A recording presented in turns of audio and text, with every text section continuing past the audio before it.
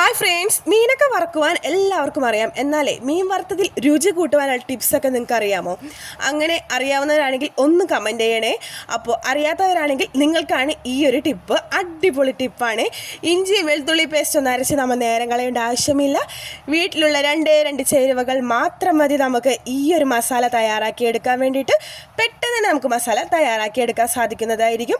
അപ്പോൾ ഇഷ്ടപ്പെടുകയാണെങ്കിൽ എൻ്റെ ഈ ചാനൽ ഒന്ന് ലൈക്ക് ചെയ്ത് സബ്സ്ക്രൈബ് ചെയ്യണേ.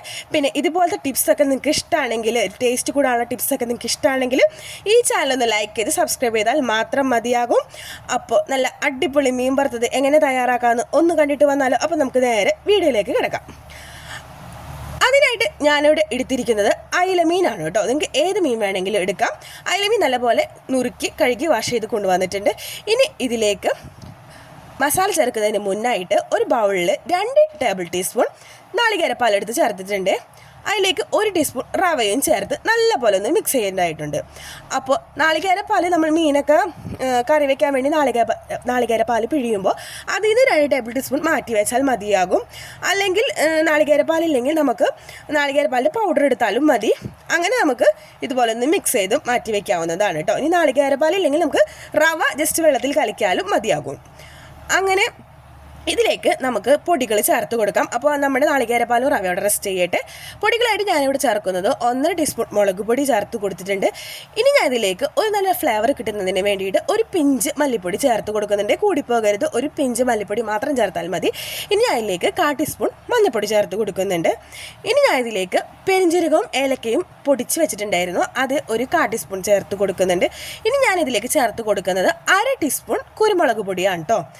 ഇവയെല്ലാം ചേർത്ത ശേഷം 2 ടേബിൾ ടീസ്പൂൺ പച്ച വെളിച്ചെണ്ണ ചേർത്ത് കൊടുക്കുക. പച്ച വെളിച്ചെണ്ണ തന്നെ ചേർക്കാൻ ശ്രമിച്ചത്, അതാണ് ടേസ്റ്റ്. ഇനി നമ്മൾ നേരത്തെ റെസ്റ്റ് ചെയ്യാൻ വെച്ചിട്ടുള്ള തേങ്ങാപ്പാലും റവയും ചേർത്ത് കൊടുക്കുന്നുണ്ട്. അപ്പോൾ നമ്മുടെ റവ പാത്രത്തിൽ ചെറുതായിട്ടൊന്ന് ഒട്ടിപ്പിടിച്ചിട്ടുണ്ടാവും.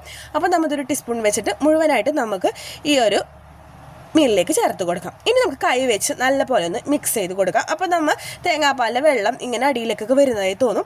അപ്പോൾ അതൊന്നും നമുക്ക് പ്രശ്നമില്ല. 2 മിനിറ്റ് കഴിയുമ്പോൾ ഒന്ന് സെറ്റായി കിട്ടുന്നുണ്ടോ, 2 സെക്കൻഡ് കഴിയുമ്പോൾ നമുക്ക് ഈ ഒരു മസാല സെറ്റായിട്ട് ഇരിക്കുന്നുണ്ടാവും. വെള്ളമൊക്കെ ഇത് പറ്റിയിരിക്കുന്നുണ്ട് കേട്ടോ.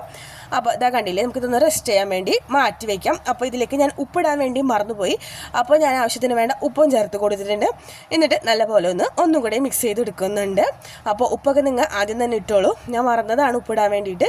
അങ്ങനെ ഇതുപോലെ ഒന്ന് മിക്സ് ചെയ്തെടുത്തിട്ടുണ്ട്. ഇനി നമുക്കിത് ഫ്രിഡ്ജിലോ പുറത്തോ റെസ്റ്റ് ചെയ്യാൻ വേണ്ടി വെക്കാം. ഞാൻ ഫ്രിഡ്ജിലാണ് റെസ്റ്റ് ചെയ്യാൻ വെക്കുന്നത്. അപ്പോൾ അതേ കണ്ടില്ല, നമ്മുടെ മസാല അടിപൊളിയായിട്ട് ഇരിക്കുന്നത്. ഇപ്പോൾ നാളികേരപ്പാലിൻ്റെ വെള്ളമൊന്നുമില്ല, അതൊക്കെ റവ വലിച്ചെടുത്തിട്ടുണ്ട് കേട്ടോ. അപ്പോൾ ഇതുപോലെ നമുക്കിതൊന്ന് റെസ്റ്റ് ചെയ്യാൻ വയ്ക്കാം. ഇനി നമുക്ക് 10 മിനിറ്റിന് ശേഷം അല്ലെങ്കിൽ 5 മിനിറ്റിന് ശേഷം നമുക്ക് സാധാരണ മീൻ ഫ്രൈ ചെയ്തെടുക്കുന്നത് പോലെ ഫ്രൈ ചെയ്തെടുക്കാം. അങ്ങനെ ഇവിടെ നമ്മുടെ മീൻ വറുത്തത് റെഡിയായി കഴിഞ്ഞിട്ടുണ്ട്. ഒരു പ്രത്യേക രുചിയും മണവും അതുപോലെ നല്ല സോഫ്റ്റും ക്രിസ്പ്നെസ്സും ഒക്കെ ആയിരിക്കണം നമ്മുടെ ഈ മീൻ വറുത്തതിന്.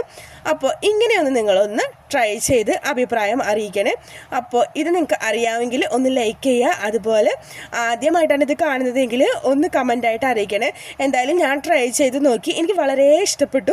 നല്ല ടേസ്റ്റാണ് കേട്ടോ. ഞാൻ മുന്നൊക്കെ ഇഞ്ചി വെളുത്തുള്ളി പേസ്റ്റൊക്കെ അരച്ച് സമയം കളയായിരുന്നു. ഇനി ഞാൻ അതിനൊന്നും നിൽക്കുന്നില്ല. ഈ ഒരു മെത്തേഡാണ് അടിപൊളിയായിട്ട് ചെയ്യാൻ പറ്റിയത്. അപ്പോൾ ഇഷ്ടപ്പെടുകയാണെങ്കിൽ എല്ലാവരും ഒന്ന് ലൈക്ക് ചെയ്ത് സബ്സ്ക്രൈബ് ചെയ്ത് കൂടെ കൂട്ടണേ. മറ്റൊരു വീഡിയോയുമായി കാണാം.